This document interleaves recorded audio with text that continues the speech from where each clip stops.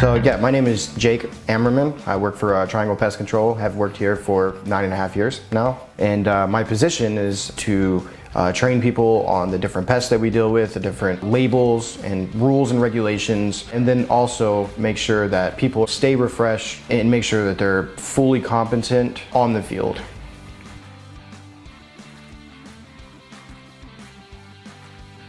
Here in the state of North Carolina, we primarily deal with eastern subterranean termites, which is really the most common termites that you're going to find in the United States, particularly in the southeast of the United States. The thing about termites, they are nature's recyclers. In nature, they're beneficial. You know, a tree dies, it falls down, you know, it starts to rot, the termites come in, and they use that tree as a food source. The issue is that we also use dead wood to build our houses. And so the termites, they can't tell the difference. The termites are sneaky. They get into little cracks and crevices. They'll eat the wood inside of your walls, and you might not see any evidence at all until they've been there for multiple years, which is why we recommend 1-year inspections. So termites, they don't work incredibly fast, but they never go to sleep. So they're working 24/7. And so over the years, if they're inside your walls or say if they're in your crawl space, you're really not gonna know that you have a problem until you see significant damage. You know, you walk out into the kitchen and you notice that your floors crack underneath you. Or you notice that there's weird bubbling in the trim around one of your windows and you touch it and it completely gives in. The termites, they don't like sunlight, so they'll eat in the darkness, and then anytime the light is exposed, so for instance, if they eat a hole in the drywall, they're gonna immediately stop.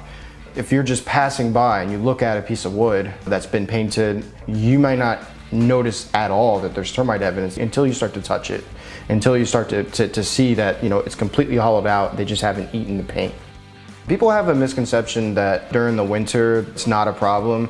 The cold does slow them down, that's how they operate, but they don't stop. If they have a food source that they're going after, they're not going to stop traveling to that food source and eating. The termites, they only swarm once a year, right? Typically once a year, unless you have like heated floors or something that triggers them. And so it's easy to associate that with like termite season, right? Well, termite swarmers, they're just reproductives. They fly out, they try to find a place for a new colony and then repeat that cycle. The issue is not all colonies have swarmers. It could be 5-6 years before that colony is mature enough to send swarmers out. So for the people that have swarmers in the inside of their house, fortunately, if they have them inside their house, we can go, yes, you 100% have termites and we need to treat these, right?